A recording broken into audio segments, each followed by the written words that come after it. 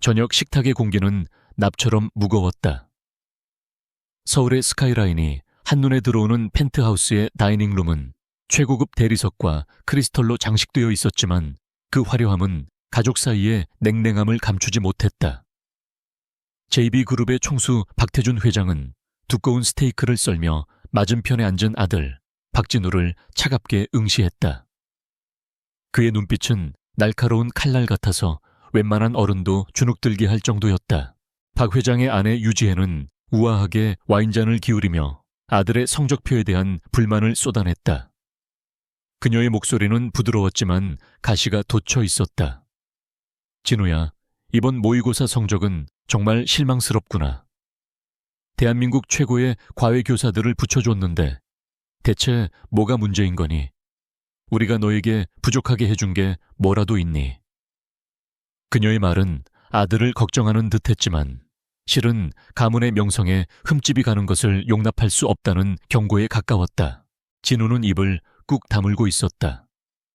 그의 어깨는 축 처져 있었고 잘생긴 얼굴에는 반항심과 절망감이 뒤섞여 있었다. 그는 이 숨막히는 집에서 유일하게 살아있지 않은 존재처럼 보였다. 그에게 부모님의 기대는 사랑이 아닌 무거운 족쇄일 뿐이었다. 그는 포크로 접시 위에 아스파라거스를 의미 없이 찔러댔다.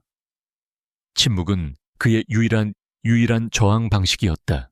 그때 그림자처럼 조용히 움직이던 한 여인이 박 회장의 빈잔에 물을 채웠다. 그녀의 이름은 김민지, 이 집의 가사도우미였다. 그녀는 항상 그랬듯 존재감을 지운 채 자신의 일을 했다. 단정한 유니폼, 깔끔하게 묶은 머리, 어떤 감정도 드러내지 않는 무표정한 얼굴. 그녀는 이 집의 값비싼 가구와 다를 바 없는 존재, 그 이상도 이하도 아니었다. 아무도 그녀의 머릿속에서 어떤 생각이 오가는지 상상조차 하지 못했다. 강서연. 그것이 그녀의 진짜 이름이었다. 전직 국정원 최정예 요원. 기업 비리와 금융범죄를 다루는 블랙팀의 전설적인 인물. 3년 전 JB그룹이 주도한 거대한 주가 조작 사건으로 그녀의 아버지는 모든 것을 잃고 억울한 누명을 쓴 채 세상을 떠났다. 그녀의 스승이자 멘토였던 국정원 선배는 내부의 배신자로 몰려 불명예스럽게 옷을 벗어야 했다. 모든 증거는 박태준 회장을 가리켰지만 그는 교묘하게 법망을 빠져나갔다. 그래서 서연은 스스로 복수를 계획했다. 그녀는 신분을 세탁하고 1년이 넘는 시간 동안 치밀하게 준비하여 박 회장의 집에 가사도우미로 들어왔다. 적의 심장부에서 가장 눈에 띄지 않는 존재가 되어 복수의 칼날을 갈고 있었다. 그녀는 매일 밤 이 집의 구조, 보안 시스템, 그리고 가족 구성원들의 모든 습관과 약점을 분석했다. 그녀에게 이 집은 일터가 아니라 반드시 무너뜨려야 할 적의 요새였다. 듣고 있는 거니, 박진우? 박태준 회장의 목소리가 정적을 깼다. 그의 목소리에는 인내심이 바닥났다는 기색이 역력했다. 내 엄마 말이 틀렸어. 네가 원하는 건 뭐든 해줬다. 그런데 결과가 이 모양이야. 박씨, 가문의 장손이 이래서야 되겠어. 회장의 질책에 진우는 마침내 고개를 들었다. 그의 눈은 붉게 충혈되어 있었다. 순간 진우의 시선이 옆에 서 있던 김민지에게 닿았다. 그는 며칠 전 밤 서재에서 몰래 책을 읽던 그녀의 모습을 떠올렸다. 그녀는 어려운 경제학 원서를 막힘없이 읽고 있었다.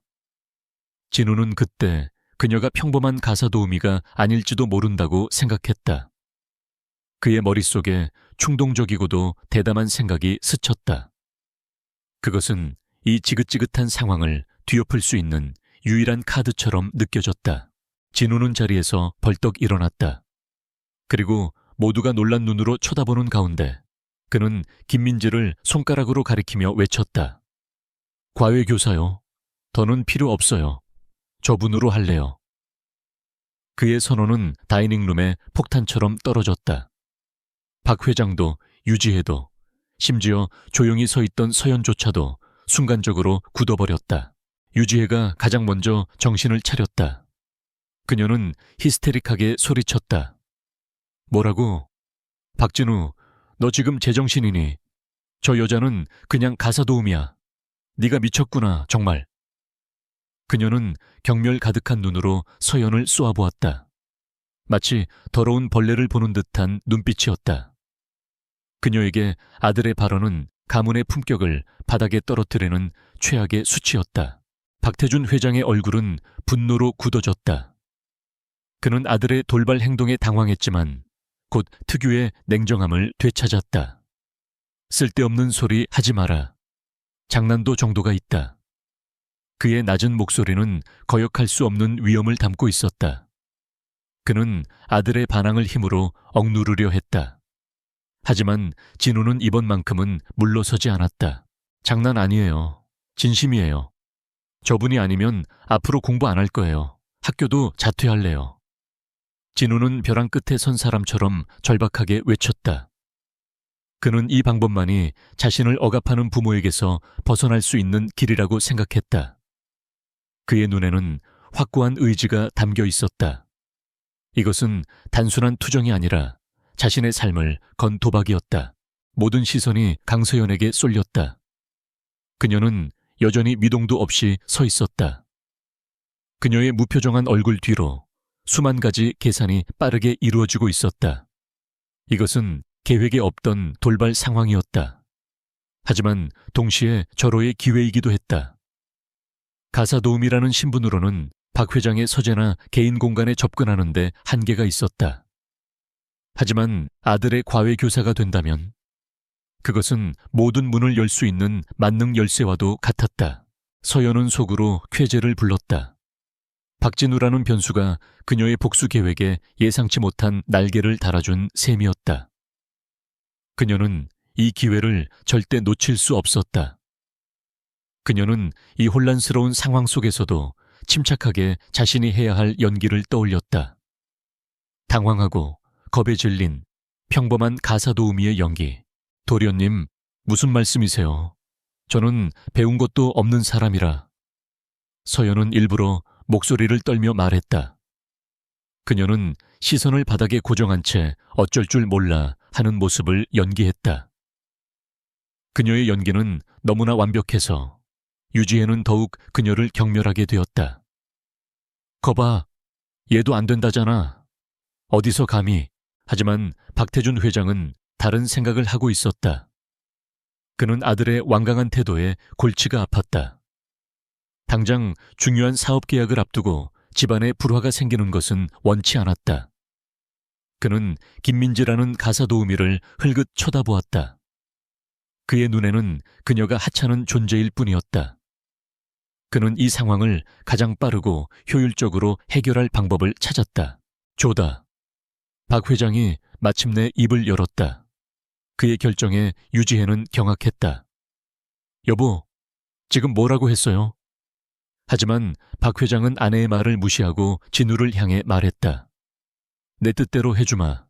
대신 조건이 있다. 다음 시험에서 성적을 올리지 못하면 이 여자는 당장 해고하고 너는 유학을 가게 될 거다. 알겠나?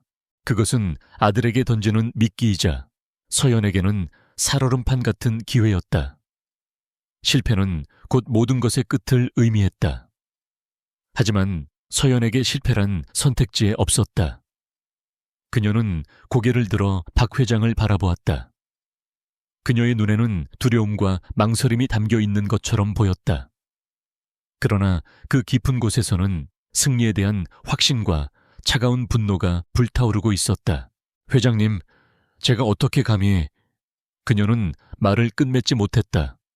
진우가 그녀의 말을 가로챘다. 하실 수 있어요. 제가 봤어요. 저분이라면 분명 가능해요. 진우의 확신에 찬 목소리가 서연에게 힘을 실어주었다. 그날 밤 대혼란 속에서 박씨 가문의 새로운 과외교사가 탄생했다. 아무도 몰랐다. 그들의 집에 들어온 것이 평범한 가사도우미가 아니라 그들의 제국을 송두리째 무너뜨릴 복수의 화신이라는 사실을. 그날 밤 서연은 자신의 좁은 방으로 돌아왔다. 창문 너머로 보이는 서울의 야경은 마치 그녀가 파괴해야 할 적의 심장부처럼 느껴졌다. 그녀는 침대 밑에 숨겨둔 작은 USB를 꺼내 노트북에 연결했다. 화면에는 박태준 회장과 JB그룹에 대한 방대한 자료가 나타났다. 그녀의 눈빛은 더 이상 순종적인 가사도우미의 것이 아니었다. 냉철하고 예리한 사냥을 앞둔 포식자의 눈빛이었다. 그녀는 박진우의 얼굴을 떠올렸다. 순수하지만 상처받은 영혼. 서연은 그를 이용해야 한다는 사실에 마음 한구석이 불편했지만 더 큰 정의를 위해서는 어쩔 수 없다고 스스로를 다잡았다. 미안하구나, 박진우. 하지만 네 아버지가 저지른 죄의 대가는 반드시 치러야 해. 그녀의 독백은 차가운 밤공기 속으로 흩어졌다. 이제 게임은 시작되었다. 그리고 그녀는 이 게임의 규칙을 정하는 사람이 될 터였다. 다음 날 아침, 서연은 어김없이 가사도우미 유니폼을 입고 주방에 섰다. 하지만 그녀의 신분은 어제와 달라져 있었다. 이제 그녀는 이 집의 하인이자 동시에 예비 후계자의 과외 교사였다. 주방의 다른 고용인들은 그녀를 부러움과 시기심이 뒤섞인 눈으로 쳐다보았다. 특히 유지혜의 눈초리는 어제보다 훨씬 더 차갑고 날카로워져 있었다. 그녀는 사사건건 서연에게 트집을 잡으며 모욕을 주려 했다. 하지만 서연은 조금도 동요하지 않았다. 그녀는 묵묵히 자신의 일을 해냈다. 그녀의 침착함은 오히려 유지혜를 더욱 화나게 만들었다. 아침 식사가 끝나고 진우의 방으로 올라가는 서연의 등 뒤로 유지혜의 저주 섞인 목소리가 들려왔다. 어디 얼마나 잘하는지 두고 보자. 내 아들 인생 망치기만 해봐. 가만두지 않을 테니. 서연은 그 말을 들었지만 뒤돌아보지 않았다. 그녀의 목표는 훨씬 더 높은 곳에 있었다. 진우의 방은 집주인의 취향과는 다르게 비교적 소박하고 단정했다. 책장에는 어려운 전문 서적들이 가득했지만 먼지가 쌓여 있었다. 진우는 책상에 앉아 그녀를 기다리고 있었다. 그의 얼굴에는 기대와 불안이 공존했다. 정말 괜찮으시겠어요? 저희 어머니 때문에 힘드실 텐데. 진우는 미안한 듯 말했다. 서연은 부드럽게 미소 지었다. 그것은 그녀가 이 집에 들어와 처음으로 보여주는 가식이 섞이지 않은 표정이었다. 괜찮아요, 도련님. 저를 믿고 선택해 주셨으니 저는 최선을 다할 뿐입니다. 이제부터는 도련님이 아니라 학생이라고 부를게요. 괜찮을까요? 그녀의 차분하고 신뢰감 있는 목소리에 진우는 고개를 끄덕였다. 첫 수업은 수학이었다. 진우는 수학에 특히 약했다. 대한민국 최고의 강사들도 그의 굳게 닫힌 마음을 열지 못했다. 서연은 교과서를 펼치기 전에 그에게 물었다. 수학이 왜 싫어요? 그녀의 질문은 성적을 묻는 다른 어른들과는 달랐다. 진우는 잠시 망설이다가 입을 열었다. 아무도 제가 왜 못하는지 물어보지 않았어요. 다들 그냥 공식을 외우라고만 했어요. 서연은 고개를 끄덕였다. 그녀는 진우의 문제점이 머리가 아니라 마음에 있다는 것을 간파했다. 그녀는 복잡한 공식을 설명하는 대신 그 공식이 발견된 역사적 배경과 수학자들의 이야기를 들려주었다. 그녀는 숫자의 세계가 얼마나 논리적이고 아름다운지, 그리고 그것이 세상을 어떻게 움직이는지를 설명했다. 그녀의 설명 방식은 완전히 새로웠고 진우는 자신도 모르게 그녀의 이야기에 빠져들었다. 시간이 어떻게 흘렀는지도 모르게 첫 수업이 끝났다. 진우의 눈은 오랜만에 생기로 빛나고 있었다. 선생님, 정말 대단하세요. 어떻게 그렇게 많이 아세요? 그는 진심으로 감탄했다. 서연은 그저 미소를 지을 뿐이었다. 그녀의 머릿속에는 국정원에서 받았던 암호 해독 훈련과 전략 분석 기술이 있었다. 고등학교 수학점은 그녀에게 아주 간단한 퍼즐에 불과했다. 수업이 끝나고 방을 나오자 복도에서 유지혜가 팔짱을 낀 채 그녀를 기다리고 있었다. 어디서 뭘 배웠길래 그렇게 잘난 척이야.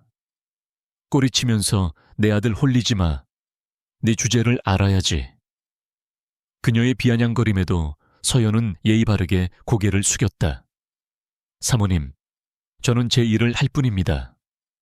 그리고 그녀는 조용히 계단을 내려갔다. 그녀의 등 뒤로 유지혜의 분노에 찬 시선이 비수처럼 꽂혔다. 그러나 서연의 마음은 이미 다음 목표를 향하고 있었다. 박태준 회장의 서재, 그곳에 숨겨진 비밀을 향해. 첫 번째 관문은 성공적으로 통과했다. 본격적인 수업이 시작되자 진우의 방은 보이지 않는 전쟁터가 되었다. 유지혜는 아들의 교육을 감독한다는 명목으로 매일같이 수업 시간에 나타났다. 그녀는 최고급 소파에 앉아 잡지를 뒤적이는 척했지만 그녀의 모든 신경은 서연의 일거수일투족을 향해 있었다. 그녀의 존재 자체가 방 안의 공기를 무겁게 짓눌렀다. 유지혜는 사소한 것들로 서연의 신경을 긁었다. 민지 씨, 목소리가 너무 작지 않니?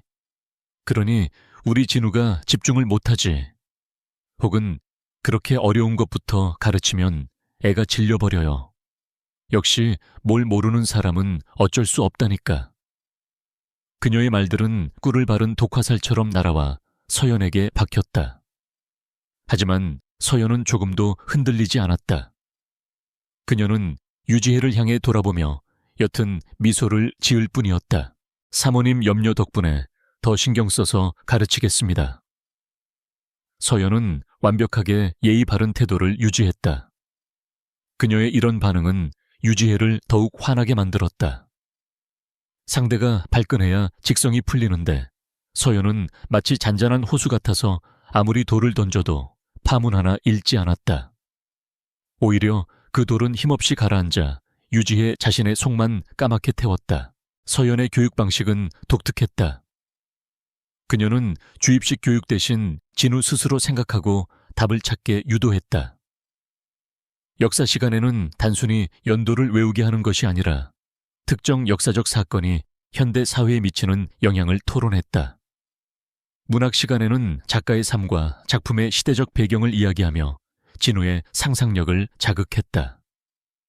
진우는 난생 처음으로 공부가 재미있다고 느끼기 시작했다. 진우의 변화는 놀라웠다. 그는 더 이상 억지로 책상에 앉아있지 않았다. 스스로 질문을 던지고 밤늦게까지 자료를 찾아보며 문제에 매달렸다. 그의 얼굴에서 그늘이 걷히고 총기가 돌아왔다. 학교 선생님들로부터 진우의 태도가 완전히 달라졌다는 연락이 오기 시작했다. 유지혜는 이 모든 변화가 못마땅했지만 아들의 성적이 오르는 것을 보고 대놓고 반대할 명분을 잃었다. 결국 유지혜는 다른 방법을 쓰기로 결심했다. 그녀는 서연을 가사도우미의 본분으로 끌어내려 굴욕을 주려 했다. 어느 날 그녀는 일부러 거실 바닥에 와인을 쏟고는 큰 소리로 서연을 불렀다. 김민지, 와서 여기 좀 닦아. 지금이 내 공부 시간인 줄 알아? 내 본부는 청소부야. 수업 중이던 서연은 아무 말 없이 내려와 묵묵히 바닥을 닦았다. 서연이 무릎을 꿇고 바닥을 닦는 모습을 진우는 2층 난간에서 모두 지켜보고 있었다. 그의 얼굴은 분노로 하얗게 질렸다. 어머니, 지금 뭐 하시는 거예요? 진우가 소리치며 내려왔다. 선생님께 사과하세요. 유지혜는 아들의 반응에 당황했다. 뭐? 내가 저런 애한테 왜 사과를 해? 모자간에 큰 소리가 오갔고 서연은 조용히 걸레를 들고 자리를 피했다. 그녀의 의도대로 유지혜의 행동은 서연과 진우의 유대감을 더욱 강하게 만들었다. 유지혜의 계략은 여기서 그치지 않았다. 며칠 후 그녀는 자신의 다이아몬드 반지가 없어졌다며 집안을 발칵 뒤집어 놓았다. 집사부터 정원사까지 모든 고용인들이 용의선상에 올랐지만 유지혜의 의심의 눈초리는 오직 서연에게만 향해 있었다. 집에 새 사람이 들어오니 이런 일이 생기는 거야. 당장 저의 방부터 뒤져봐. 고용인들이 서연의 단출한 방을 샅샅이 뒤졌다. 서연은 그 모습을 말없이 지켜보았다. 그녀의 얼굴에는 어떤 억울함이나 분노도 서려 있지 않았다. 오히려 모든 것을 예상했다는 듯 침착했다. 당연히 반지는 나오지 않았다. 바로 그때 한 하녀가 다급하게 뛰어와 외쳤다. 사모님, 반지 찾았습니다. 사모님 파우더룸 화장대 밑에 떨어져 있었습니다. 순간 거실의 모든 시선이 유지혜에게 쏠렸다. 그녀의 얼굴은 창피함과 분노로 붉게 달아올랐다.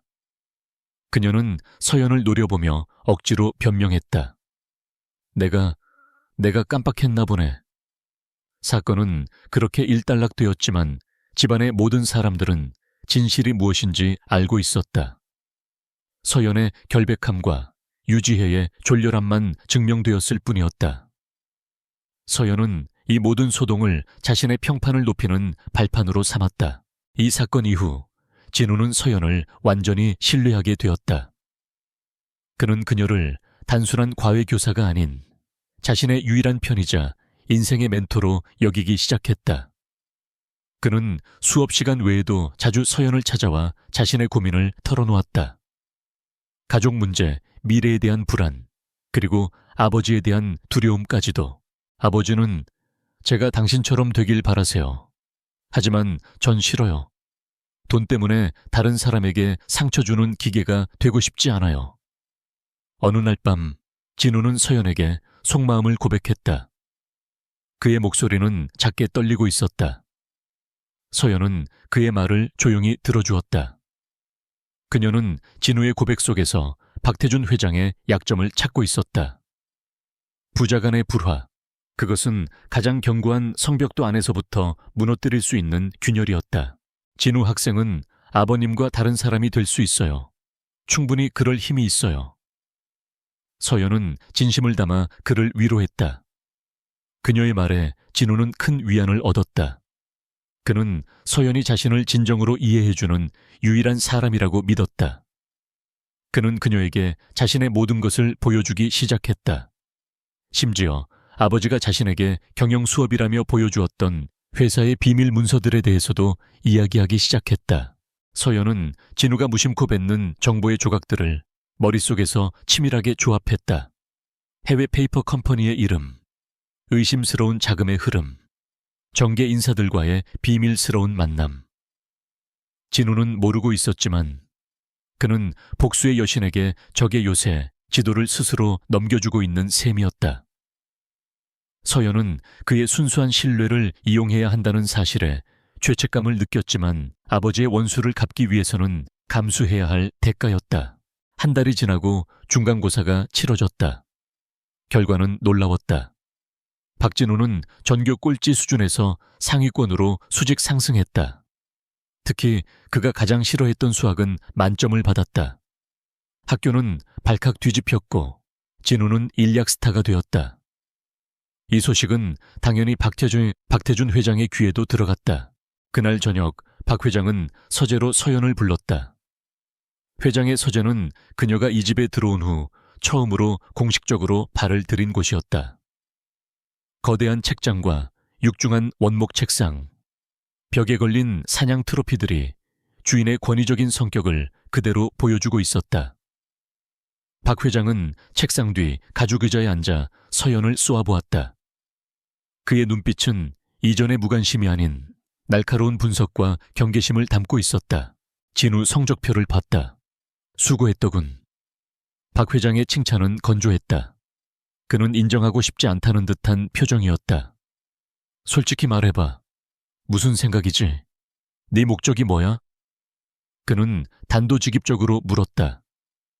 그의 직감은 평범한 가사 도우미가 이런 기적을 만들어낼 수 없다고 말하고 있었다. 서연은 조금도 당황하지 않고 대답했다.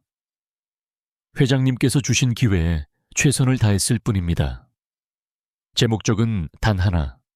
도련님이 훌륭한 사람이 되도록 돕는 것입니다. 그녀의 목소리는 맑고 흔들림이 없었다. 그녀는 완벽한 충성심을 연기했다. 그녀는 박 회장 같은 부류의 인간은 자신에게 절대적으로 복종하는 사람을 선호한다는 것을 알고 있었다. 박 회장은 한동안 서연을 뚫어지게 쳐다보았다.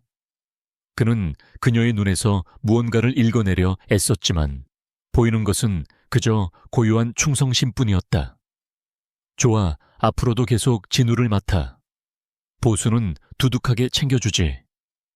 그는 의심을 완전히 거두지는 않았지만 일단은 그녀의 능력을 이용하기로 결정했다. 그는 그녀가 자신의 통제에 있다고 믿었다. 서재에서 물러나는 서연의 등 뒤로 박 회장은 비서에게 전화를 걸었다. 김민지라는 가사도우미, 뒷조사 다시 해봐. 먼지 하나까지 샅샅이 털어서 보고해. 박 회장은 결코 사람을 쉽게 믿지 않았다. 특히 자신의 제국에 들어온 이방인은 더욱 그랬다. 사자굴의 주인은 마침내 낯선 존재의 위험성을 감지하기 시작했다. 서연은 서재를 나오며 희미하게 미소 지었다. 모든 것이 그녀의 계획대로 흘러가고 있었다. 유지혜의 어설픈 함정들은 그녀의 능력을 증명하는 무대가 되어주었고 진우의 성적은 박 회장의 신임을 얻는 열쇠가 되었다. 이제 그녀는 적의 심장부, 바로 이 서재에 자유롭게 드나들 수 있는 명분을 얻었다. 박 회장의 의심은 오히려 그녀에게 더 큰 자극이 되었다. 게임은 이제부터 시작이었다. 그녀는 사자의 발톱이 자신을 향하기 전에 그의 목에 비수를 꽂을 준비를 해야 했다. 굴 안에서의 진짜 싸움이 막 시작되려 하고 있었다. 박태준 회장의 서재는 강소연에게 새로운 전장이었다. 진우의 과외교사라는 신분은 그녀에게 서재 출입증을 발급해준 것과 같았다. 진우 학생의 논술 과제에 참고할 자료가 필요해서요. 그녀는 완벽한 명분을 가지고 그곳을 드나들었다. 하지만 그녀의 진짜 목적은 책장에 꽂힌 고서들이 아니었다. 그녀의 눈은 서재 구석에 설치된 소형 CCTV, 책상 위 컴퓨터의 보안 등급, 그리고 육중한 금고의 모델명을 스캔하고 있었다.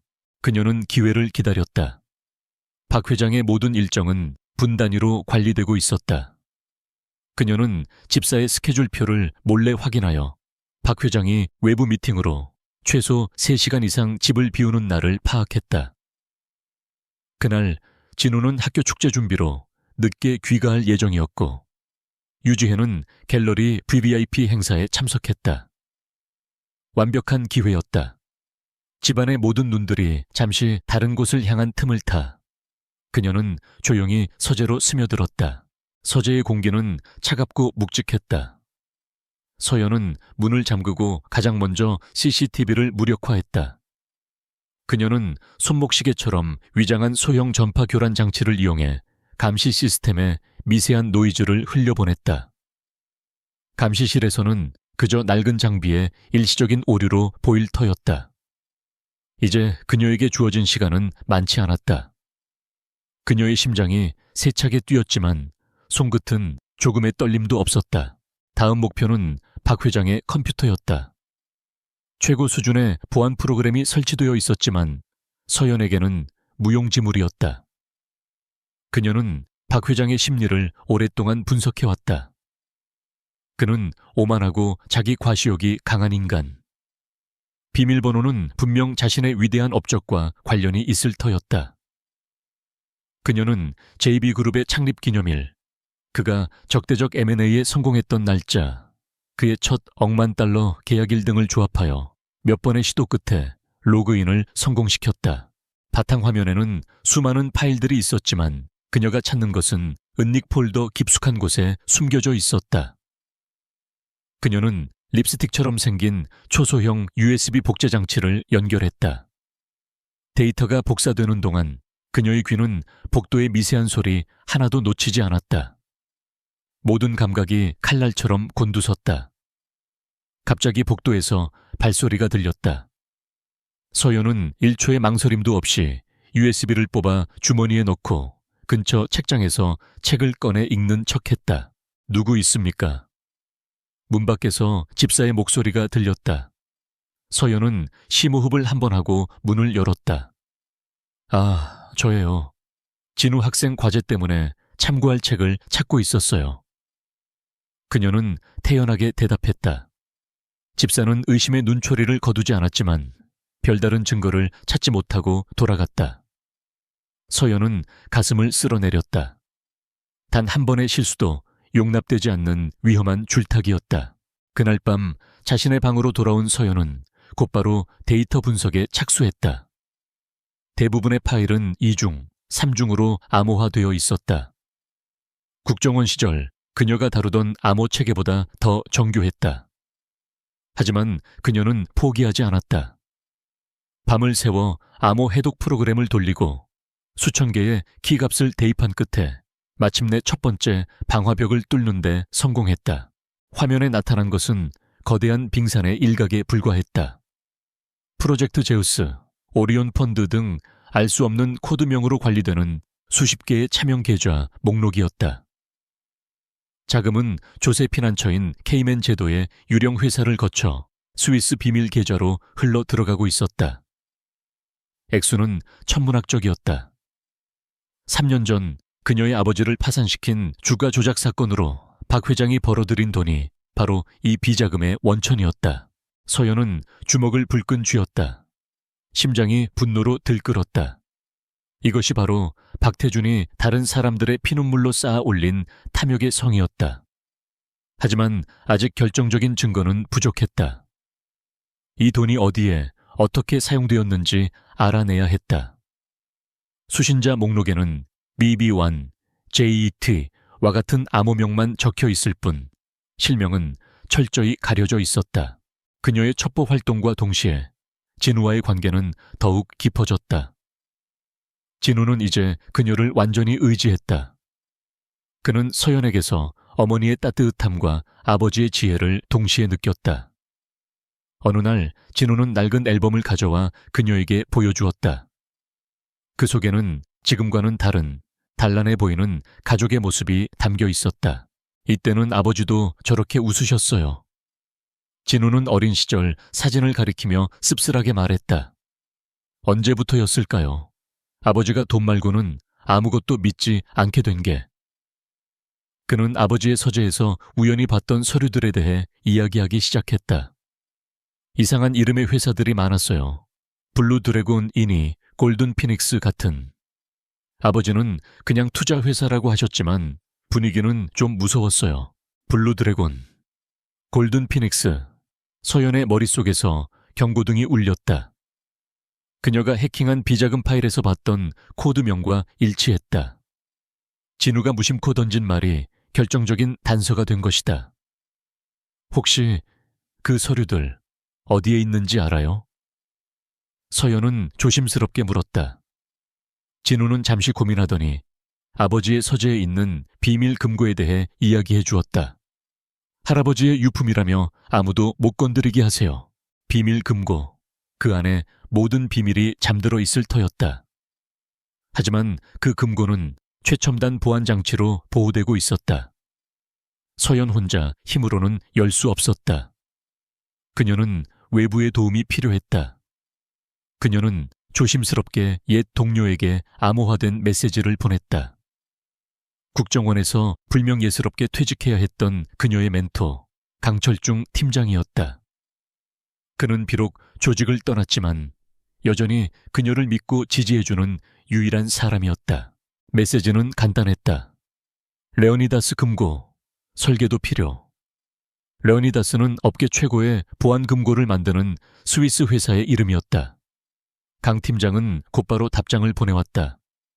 위험하다. 하지만 3일 주면 구해주마. 몸조심해라.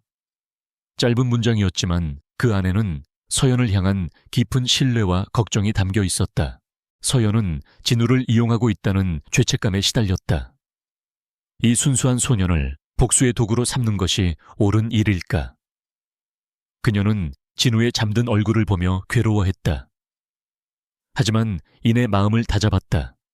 이것은 진우를 위해서이기도 했다. 그를 아버지의 죄악의 굴레에서 벗어나게 해주는 유일한 길이었다. 그녀가 박태준을 무너뜨려야만 진우는 비로소 자신의 삶을 살 수 있을 터였다.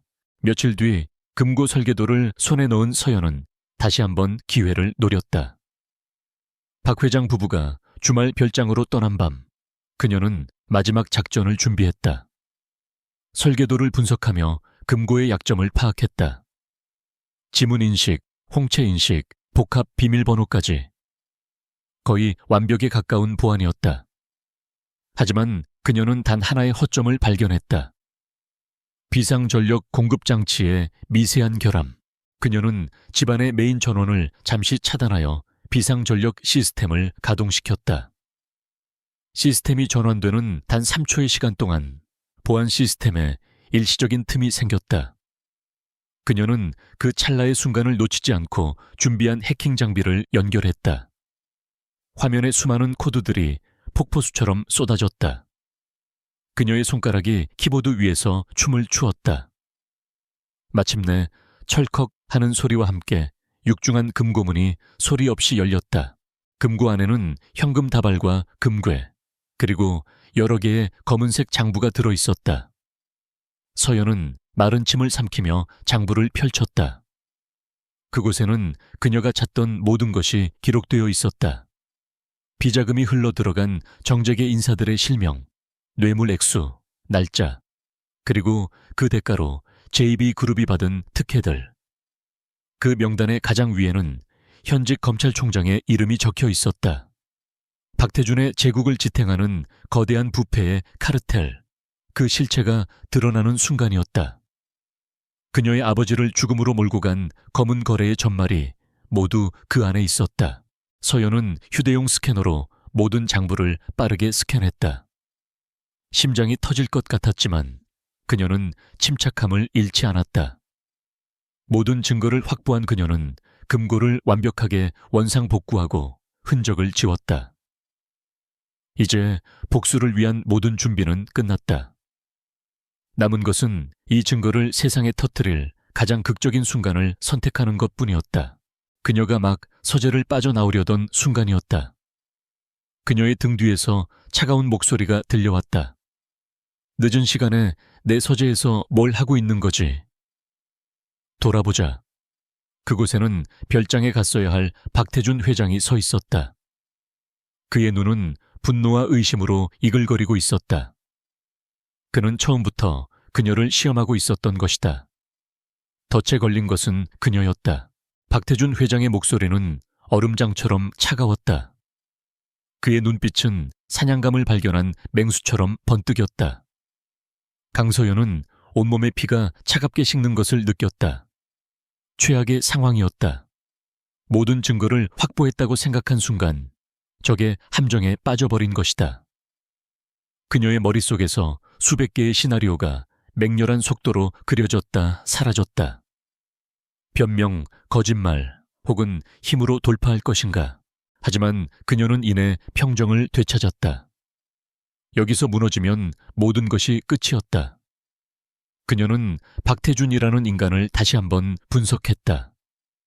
그는 증거를 신봉하는 사람이었다. 심증만으로는 결코 움직이지 않는다. 그렇다면 지금 그녀에게 필요한 것은 그의 의심을 완벽하게 속일 수 있는 대담한 연기였다. 그녀는 손에 들고 있던 플라톤의 국가론을 가슴에 품으며 겁에 질린 사슴 같은 눈빛으로 그를 올려다보았다.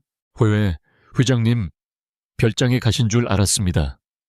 그녀의 목소리는 미세하게 떨리고 있었다. 죄송합니다. 도련님께서 요즘 기업의 사회적 책임에 대해 자주 물어보셔서 제가 아는 것이 부족하여 회장님의 서재에 있는 책들이라면 답을 찾을 수 있을까 하여 허락도 없이 들어왔습니다. 정말 죄송합니다. 그녀는 90도로 허리를 숙였다. 그녀의 연기는 흠잡을 데 없이 완벽했다. 박 회장은 말없이 그녀를 쳐다보았다.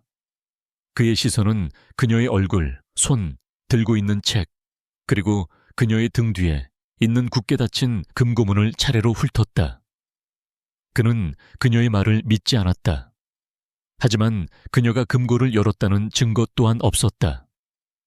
서재는 너무나 평온했고 모든 것이 제자리에 있었다.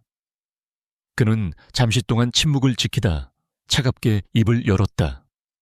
내 서재는 아무나 들어오는 곳이 아니다. 다시는 이런 일이 없도록 해. 그는 더 이상 추궁하지 않고 그녀를 지나쳐 자신의 책상으로 향했다.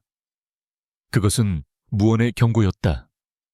서연은 가슴을 쓸어내리며 조용히 서재를 빠져나왔다. 등 뒤로 박 회장의 날카로운 시선이 비수처럼 느껴졌다. 그녀는 알 수 있었다. 이제부터 진짜 전쟁이 시작될 것이라는 것을. 박태주는 더 이상 그녀를 하찮은 가사도우미로 보지 않았다. 그녀는 이제 정체를 알 수 없는 적이 되었다. 다음 날 아침, 집안의 공기는 미묘하게 달라져 있었다. 평소보다 경호원들의 수가 늘었고 그들의 눈빛은 더욱 삼엄해졌다.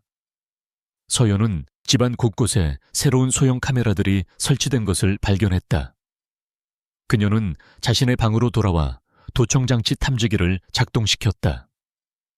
예상대로 침대 밑과 스탠드 조명 뒤에서 2개의 초소형 도청장치가 발견되었다. 올 것이 온 것이다. 같은 시각 박 회장은 JB그룹 본사 최상층에 위치한 자신의 비밀 집무실에서 한 남자를 만나고 있었다. 남자의 이름은 최민식. 전직 군 정보사령부 출신으로 현재 JB그룹의 보안총괄 이사를 맡고 있는 박 회장의 충복이었다. 그는 그림자처럼 조용했고 감정을 드러내지 않는 냉혈한이었다. 박 회장은 그에게 김민지의 사진이 담긴 파일을 건넸다. 이 여자에 대해 알아봐. 출생부터 지금까지 모든 것을. 사소한 것 하나도 놓치지 마. 필요하다면 모든 수단을 동원해. 박 회장의 명령은 짧고 단호했다. 최민식은 아무 말 없이 고개를 숙이고 집무실을 나갔다.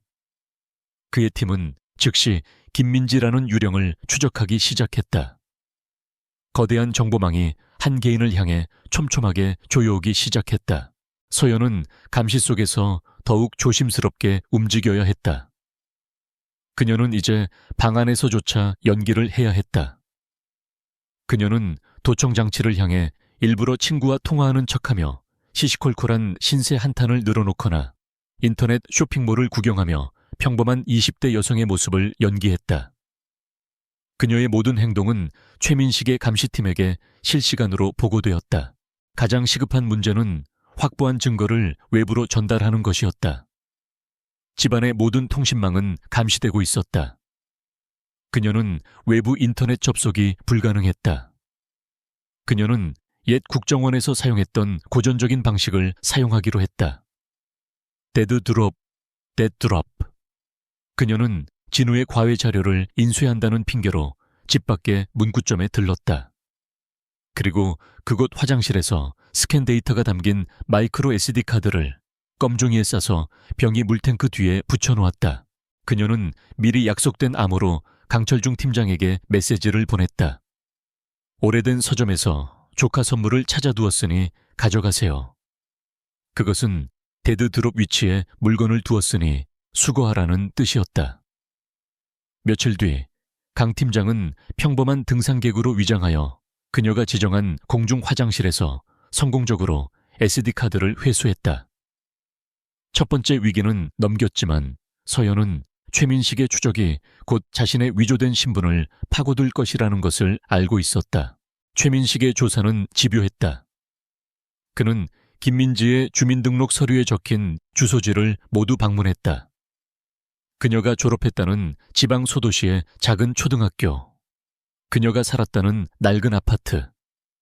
모든 것은 서연과 강 팀장이 몇 년에 걸쳐 완벽하게 꾸며놓은 것이었다.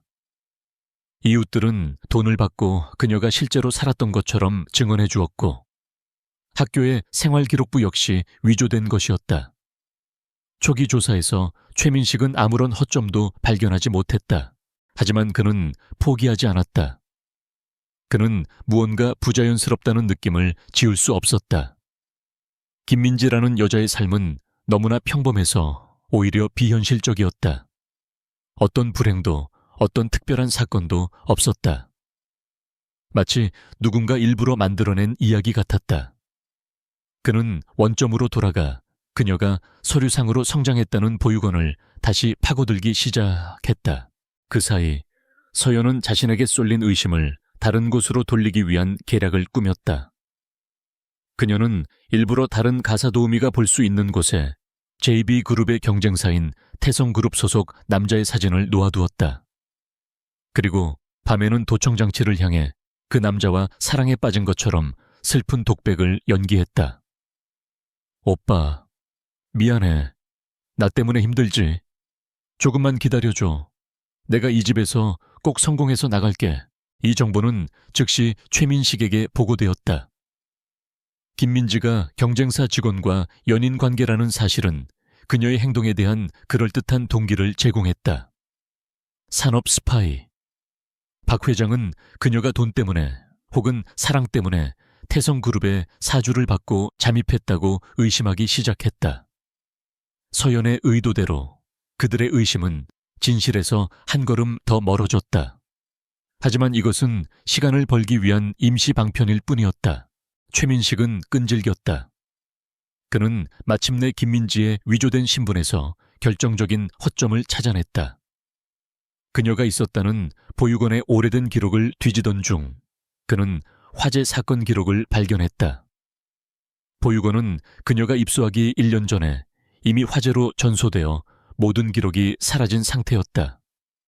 서류상으로만 존재하는 유령 보육원이었던 것이다. 그리고 그 화재 사건의 배후에는 보육원 부지를 헐값에 사들이려던 개발업자가 있었고 그 개발업자는 JB그룹의 자회사였다. 모든 조각이 하나로 맞춰지는 순간이었다. 최민식은 서늘한 표정으로 박태준 회장에게 보고했다. 회장님, 김민지의 신원은 전부 가짜입니다. 그녀가 있었다는 보육원은 존재하지 않았습니다. 누군가가 아주 오래전부터 치밀하게 준비한 것으로 보입니다. 박 회장의 얼굴이 굳어졌다.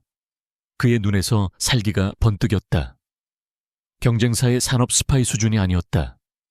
이것은 자신을 직접 겨냥한 고도로 훈련된 전문가의 소행이었다. 그 배우가 누군지 알아내. 박 회장이 낮은 목소리로 말했다. 그리고 그 여자는 조용히 처리해. 진우가 눈치채지 못하게. 그의 목소리에는 한치의 망설임도 없었다. 그는 자신의 제국을 위협하는 존재는 누구든 제거할 준비가 되어 있었다. 그 시각 서연은 정원에서 진우와 함께 산책을 하고 있었다. 그녀는 아무것도 모른다는 듯이 진우의 농담에 밝게 웃어주고 있었다. 하지만 그녀의 등 뒤로 펜트하우스 창가에서 자신을 내려다보는 박 회장의 차가운 시선을 느끼고 있었다. 그녀는 알 수 있었다. 자신의 정체가 탈로 났다는 것을. 이제 그들은 그녀를 제거하려 할 것이다. 숨막히는 추격전은 끝났다. 이제부터는 목숨을 건 생존 게임이 시작될 차례였다. 그녀는 웃고 있었지만 그녀의 눈은 다음 수를 계산하느라 차갑게 빛나고 있었다.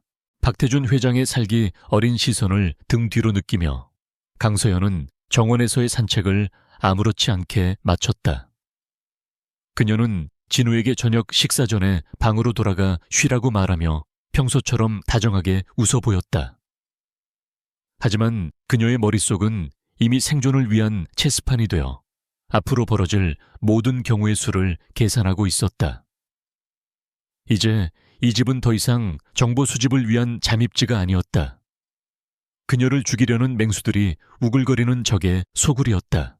박 회장의 제거 명령은 즉시 최민식에게 전달되었다. 최민식은 사고를 위장한 암살 계획에 착수했다. 가장 중요한 것은 박진우가 충격을 받지 않도록 모든 것이 우연처럼 보여야 한다는 점이었다. 첫 번째 계획은 간단했다. 주방에서 사용하는 가스레인지의 밸브에 미세한 흠집을 내어 가스가 새어나오게 하는 것이었다. 가사도우미의 부주의로 인한 가스 중독 사고. 완벽한 시나리오였다. 하지만 서연은 그들보다 항상 한 수 앞을 내다봤다. 국정원 시절 그녀는 수없이 많은 암살 위협 속에서 살아남았다. 그녀의 감각은 동물의 그것처럼 예민했다. 그날 저녁 주방에 들어선 그녀는 공기 중에 떠도는 아주 희미한 가스 냄새를 맡았다. 다른 사람들은 전혀 눈치채지 못할 정도의 미세한 차이였다. 그녀는 태연하게 창문을 활짝 열어 환기를 시키며 어디서 이상한 냄새가 나네요. 가스 점검을 한번 받아봐야겠어요. 라고 큰 소리로 말했다. 그녀는 일부러 집사에게 달려가 가스 누출 가능성을 보고했다. 최민식의 부하가 손을 쓰기도 전에 가스 회사의 직원이 도착했고 고의적으로 손상된 밸브가 발견되었다. 하지만 이미 모든 증거는 사라진 후였다. 결국 이 사건은 낡은 부품의 결함으로 인한 해프닝으로 마무리되었다. 최민식은 자신의 계획이 너무나 어설프게 실패한 것에 분노했지만 동시에 김민지라는 여자가 보통 내기가 아니라는 것을 다시 한번 깨달았다. 첫 번째 시도가 실패하자 최민식은 더 대담한 방법을 계획했다. 며칠 뒤 서연은 진우를 데리고 시내 서점에 갈 예정이었다. 최민식은 운전기사가 모는 차에 브레이크 오일 라인을 교묘하게 절단해 놓았다. 고속으로 달리는 내부 순환로의 내리막길에서 브레이크가 파열된다면 그 누구도 살아남을 수 없을 터였다. 그는 서연과 함께 진우까지 희생될 수 있다는 위험을 감수했다. 박 회장에게는 불의의 사고로 아들을 잃은 비통한 아버지를 연기할 각본까지 준비되어 있었다. 출발 직전 서연은 진우에게 잠시 기다리라고 말하고 차로 향했다. 그녀는 운전기사에게 타이어 공기압이 좀 부족한 것 같네요. 라며 자연스럽게 차 주위를 돌았다. 그리고 몸을 숙여 타이어를 살피는 척하며 차체 하부에 날카롭게 절단된 브레이크 라인을 확인했다. 그녀의 심장이 차갑게 내려앉았다. 그들은 진우의 목숨까지도 담보로 잡고 있었다. 서연은 아무렇지 않은 척 일어서서 말했다. 아무래도 차에 이상이 있는 것 같아요. 오늘은 택시를 타는 게 좋겠어요. 그녀는 즉시 다른 차를 호출했고 최민식의 두 번째 암살 계획 역시 허무하게 실패로 돌아갔다. 연이은 실패에 박 회장은 분노했지만 최민식은 오히려 냉정해졌다. 그는 이제 확신했다. 상대는 단순한 스파이가 아니라 자신들과 같은 종류의 훈련을 받은 전문가라는 것을. 최민식의 조사는 새로운 국면을 맞이했다.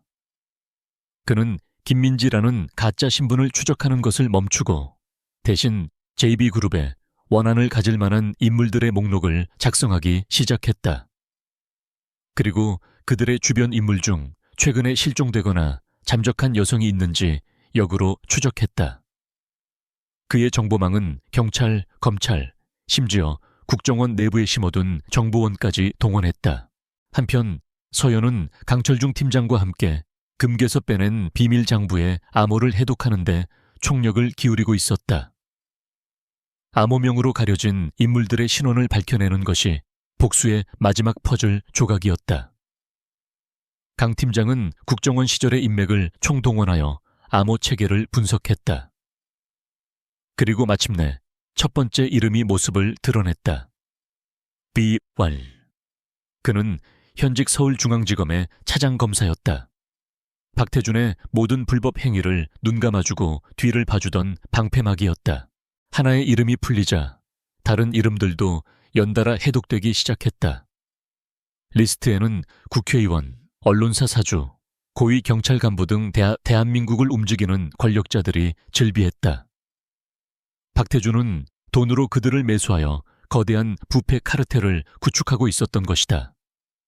이것은 단순한 기업 비리가 아니었다. 국가의 근간을 뒤흔드는 거대한 범죄였다. 서연은 자신이 상상했던 것보다 훨씬 더 거대한 괴물과 싸우고 있다는 사실을 깨달았다. 그리고 그녀는 그 명단 속에서 자신의 심장을 멎게 만드는 이름을 발견했다. 3년 전 아버지의 사건을 담당했던 판사의 이름이었다. 그의 계좌로 판결 3일 전 거액의 돈이 입금된 기록이 선명하게 남아있었다. 아버지의 억울한 죽음 뒤에 이토록 더러운 거래가 있었다는 사실에 서연은 참을 수 없는 분노와 슬픔에 휩싸였다. 그녀의 눈에서 뜨거운 눈물이 흘러내렸다. 복수는 이제 그녀의 사명이 되었다. 그때 최민식의 집요한 추적도 마침내 목표물에 근접하고 있었다. 그는 3년 전 JB그룹의 주가 조작 사건 피해자 명단을 훑어보던 중 강동수라는 이름에 주목했다. 유망한 화학기업의 대표였으나 사건 이후 파산하고 자살로 생을 마감한 인물이었다. 그리고 그에게는 국정원에 근무하는 딸이 하나 있었다. 기록에 따르면 그녀는 아버지가 사망한 직후 갑자기 휴직계를 내고 자취를 감춘 상태였다. 이름 강서연. 최민식이 강서연의 사진을 모니터에 띄웠을 때 그는 온몸에 소름이 돋는 것을 느꼈다. 사진 속 냉철한 표정의 국정원 요원과 지금 저택에서 순한 양처럼 웃고 있는 가사도우미 김민지의 얼굴이 정확히 겹쳐졌다. 모든 퍼즐이 맞춰졌다. 그는 즉시 박 회장에게 달려갔다. 찾았습니다. 그녀의 진짜 이름은 강서연. 전직 국정원 블랙 요원입니다. 3년 전 회장님의 주식 인수건으로 자살한 사무화학 강동수 사장의 딸입니다. 최민식의 보고에 박태준 회장의 얼굴이 하얗게 질렸다가 이내 무서운 분노로 일그러졌다. 과거의 망령이 자신의 심장부까지 파고들었다는 사실에 참을 수 없는 모욕감을 느꼈다. 국정원 놈들이 감히. 박 회장이 책상을 내리치며 포효했다. 사고 따위로 어설프게 처리할 일이 아니었어. 내가 직접 나서겠다. 그녀를 내 앞으로 끌고 와. 내 손으로 직접 숨통을 끊어주마. 그의 분노는 극에 달했다. 그는 이제 그녀를 제거하는 것을 넘어 철저하게 짓밟아 파괴하고 싶었다. 바로 그 시각 서연은 방에서 마지막 준비를 하고 있었다. 강 팀장으로부터 모든 암호가 해독되었다는 연락을 받았다. 이제 그녀의 손에는 대한민국을 뒤집을 수 있는 핵폭탄급 증거가 들려 있었다. 하지만 그녀는 박 회장이 자신을 잡기 위해 새로운 덫을 놓고 있다는 것을 직감했다. 그녀는 진우를 찾아갔다. 그의 도움이 절실했다. 진우 학생. 그녀의 목소리는 어느 때보다 진지했다. 나 위험에 처한 것 같아요. 아버님께서 저를 해치려고 하세요. 진우의 얼굴이 하얗게 질렸다. 네? 그게 무슨... 서연은 모든 것을 말할 수는 없었지만 진심 어린 눈으로 그에게 호소했다. 딱 한 번만 저를 믿고 도와줄 수 있어요? 진우는 잠시의 망설임도 없이 고개를 끄덕였다. 그에게 강서연은 이미 자신의 목숨보다 소중한 존재가 되어 있었다. 이제 운명의 주사위는 던져졌다. 마지막 결전의 시간이 다가오고 있었다. 박태준 회장이 강서연의 정체를 알게 된 순간부터 저택의 공기는 살얼음판처럼 변했다. 더 이상 예의나 체면 따위는 존재하지 않았다. 서연은 과외교사라는 이름 아래 사실상 가택연금 상태에 놓였다. 그녀의 방문 앞에는 건장한 경호원들이 그림자처럼 서 있었고 그녀의 모든 움직임은 최민식의 감시팀에게 보고되었다. 그들은 그녀가 외부와 접촉하거나 도망칠 모든 경로를 차단했다. 박 회장과 최민식은 그녀를 어떻게 처리할지 의논했다. 최민식은 조용한 제거를 주장했지만 박 회장은 그것만으로는 분이 풀리지 않았다. 그는 강서연이라는 존재를 사회적으로 완전히 매장시키고 싶었다. 아버지처럼 더럽고 비참하게 재기할 수 없을 정도로 철저히 짓밟아버리고 싶었다. 그는 그녀가 스스로 파멸의 길로 걸어 들어올 덫을 놓기로 결심했다. 서연은 그들의 의도를 정확히 꿰뚫어 보고 있었다. 이대로 저택에 갇혀 있다가는 쥐도 새도 모르게 사라지게 될 터였다. 그녀가 주도권을 잡아야 했다. 결전의 장소와 시간은 그녀가 정해야만 했다. 그녀는 방 안에 설치된 도청장치를 역이용하기로 했다. 그것은 이제 그녀의 계획을 적에게 전달할 가장 확실한 통신 수단이었다. 그날 밤 서연은 미리 준비해둔 대포폰으로 가상의 인물과 통화하는 연기를 시작했다. 그녀의 목소리는 절박함과 두려움으로 가득 차 있었다. 들켰어. 그들이 내 정체를 알아냈어.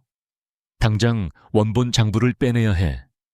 내일 저녁 JB그룹 신기술 발표회장에서 만나. 거기라면 경비가 삼엄해서 오히려 안전할 거야. 거기서 장부를 넘겨주고 바로 해외로 뜰 거야.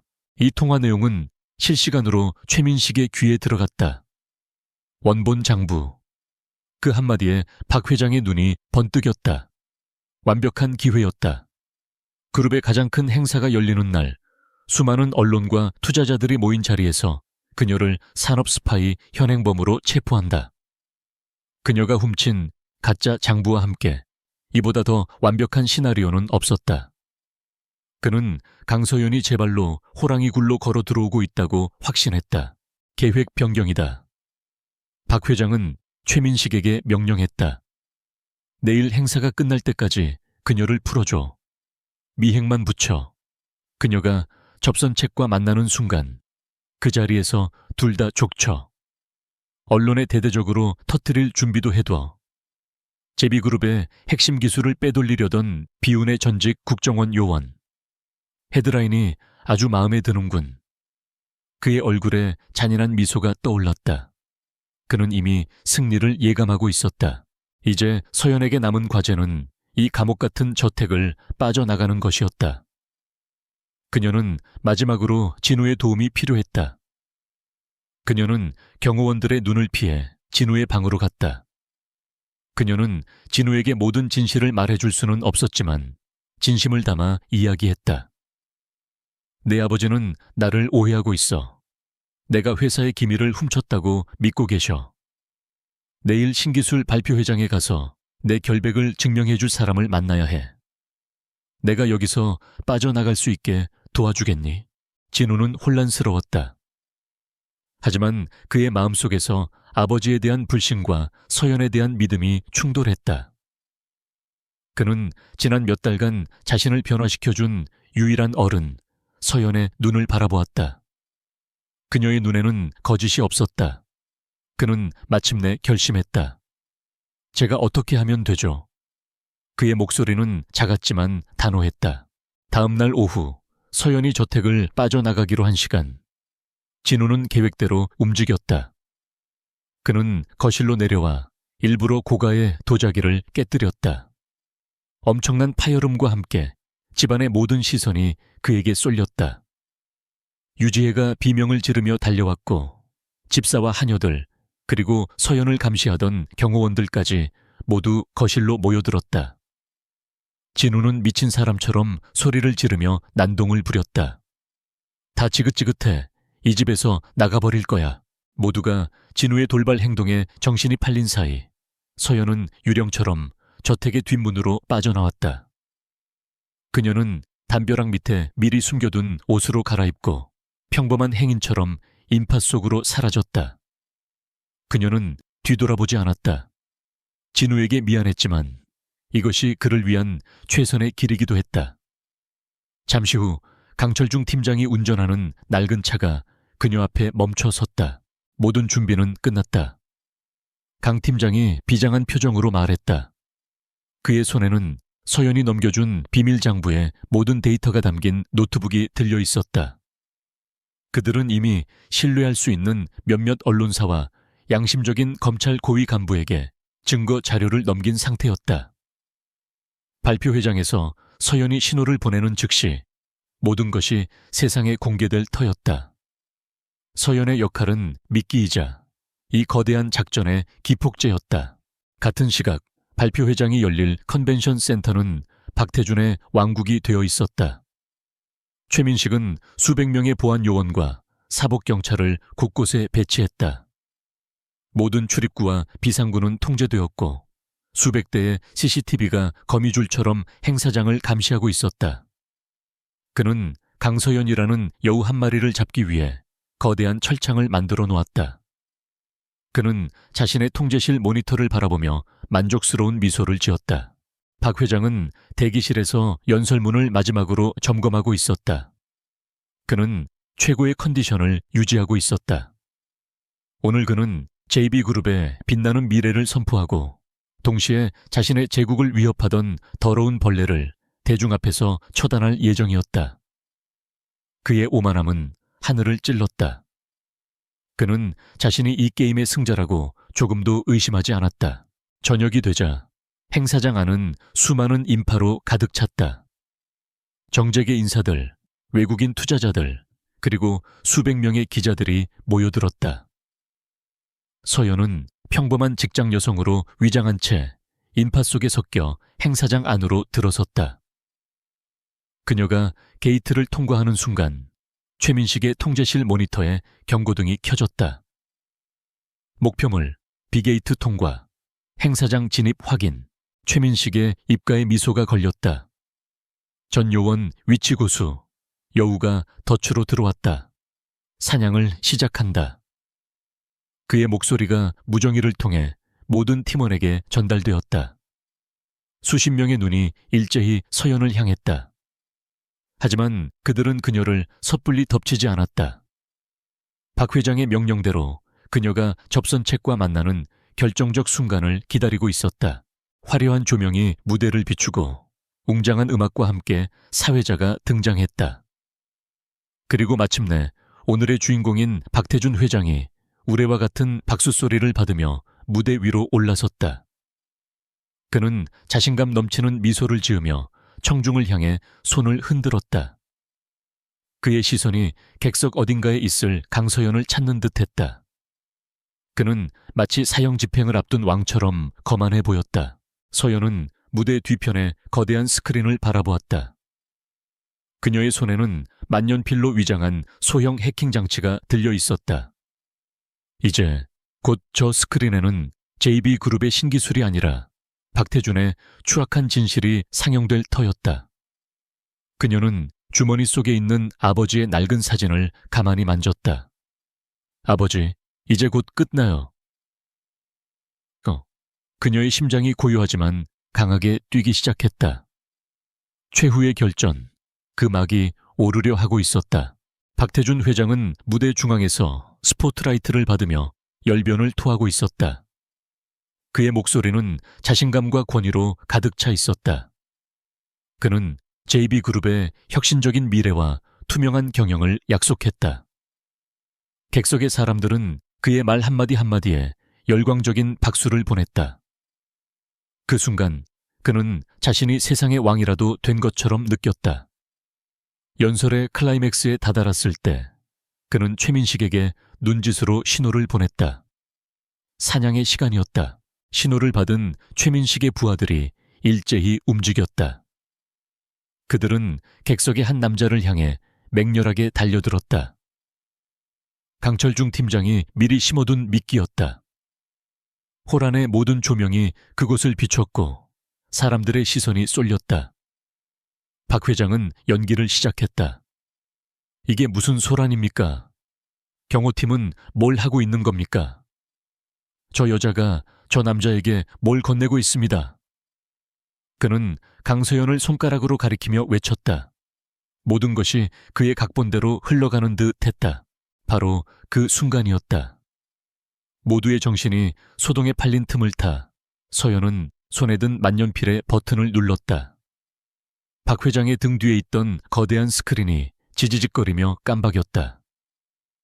JB그룹의 화려한 로고와 미래 비전 영상이 사라지고 화면 가득 검은색 바탕에 흰 글씨가 떠올랐다. JB그룹의 진실, 전 국정원 요원 강서연. 행사장은 순식간에 찬물을 끼얹은 듯 조용해졌다. 박 회장의 얼굴이 경악으로 굳어졌다. 그는 고개를 돌려 스크린을 바라보았다. 화면에는 그가 그토록 숨기려 했던 비밀 장부의 페이지들이 한 장 한 장 넘어가고 있었다. 돈이 오간 날짜, 액수, 그리고 뇌물을 받은 정재계 인사들의 실명이 붉은색으로 강조되어 나타났다. 객석에 앉아있던 몇몇 인사들의 얼굴이 하얗게 질렸다. 이어서 음성 파일이 재생되었다. 그놈 처리하는데 얼마면 되겠어? 자신의 목소리가 행사장에 울려 퍼지자 박 회장의 눈이 공포로 흔들렸다. 그것은 3년 전 아버지의 죽음과 관련된 비리를 파헤치던 기자를 청부 살해하라고 지시하는 그의 목소리였다. 모든 것이 끝났다는 것을 직감한 그는 미친 사람처럼 소리쳤다. 꺼. 당장 저 화면 꺼. 하지만 아무도 움직이지 않았다. 그때 객석에서 한 여인이 조용히 일어서서 무대를 향해 걸어 나왔다.